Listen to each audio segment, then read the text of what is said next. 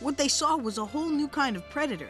It looked like a weird mini version of Scarius Maximus, better known as T-Rex.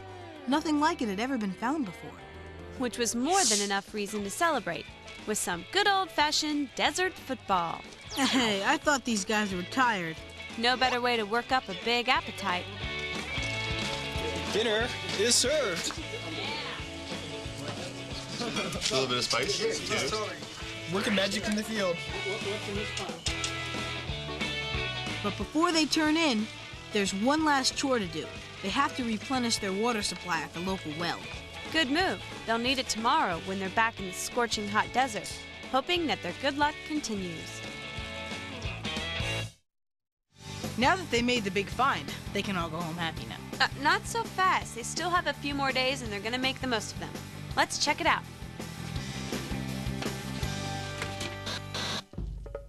The dig's almost over and Paul's on the lookout for one last find. We still had a couple days left in the field. We moved to one of the last areas we had to look. This time I was the lucky one, and it was totally unpredictable. I saw an area of outcrop. I walked towards it, and I walked over and I saw in front of me a pile of bones, fragments. I picked this thing up, looked at the upside down side, and my eyes popped out of my head. Here we had the back end of a theropod skull, beautifully preserved. Flesh-eating carnivorous dinosaur. Of course, always fingers crossed. I mean, maybe this was part of something else that was just above somewhere, but it was quite sheer. And I missed it the first time.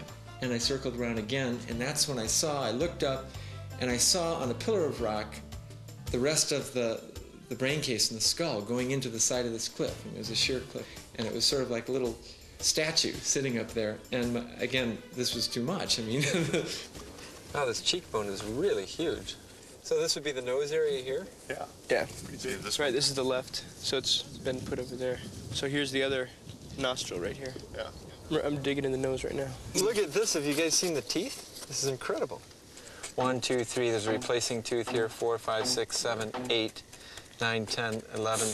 We got the whole jaw. This would have been one mean creature. Jaws. If I ever imagined myself alive with one of the creatures that we're excavating, I always imagined myself hiding, but I'd give an arm to see the thing alive. It would be absolutely fantastic. Even if that arm was taken by the dinosaur. And there's no doubt this guy could do the job. Grabbing his arm with those teeth, tearing it off, having at him with those claws. Back at the dig site, they plaster up the bones and roll them out of there. Okay, I see where it's coming. Okay, see if you can slide it. On the count of 3. 1, 2, easy go. Okay, slide the bottom. Pull yourself up. There we go. Okay, very good. Woo. That's some pretty impressive teamwork, but the hardest part is coming up. Okay now. 1, 2, 3. You can't imagine a better team. A team that sticks together, has fun, works incredibly hard with shredded boots, patched pants. They're ready to go the extra 10 miles in the heat, and I'm really thrilled to be a part of it. It's the last day of the dig, and what a way to wrap things up. They've found some great clues to the mysteries of the Sahara, but their detective work is only beginning. Yeah, I know what you mean. How are they gonna get that thing into the back of that truck?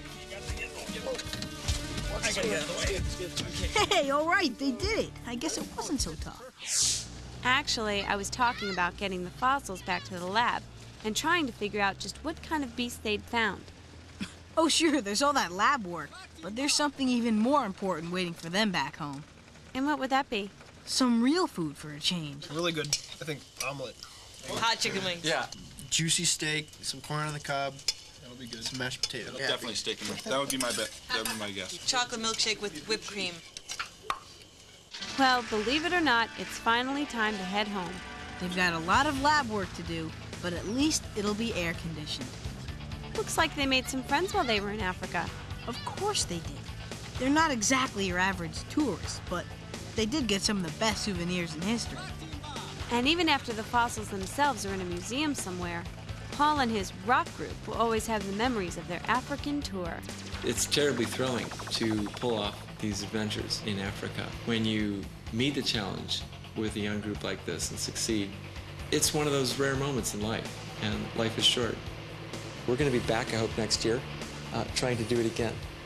And I think we all leave feeling that it's one of the greatest moments of our lives. Not too shabby. They took on the Sahara and they kicked some serious desert butt. Go-ho, Boneheads. Teamwork, sweat, and elbow grease. That's the recipe for success. It may not sound too appetizing, but it works. Yeah, let's not forget that classic one boot, one sandal search strategy. True, sometimes it takes more than skill and a cute mustache to find fossils. No matter how great your team is or how much you prepare, you still need luck on your side. Yeah, like when I tripped and found the shovel. Probably not as important a discovery as Paul's, but I see your point. Yeah, well, it just inspires me a little bit more to go on to my next big dig. What, back to Zach's garage? No, I just so happened to find a couple bones in my backyard.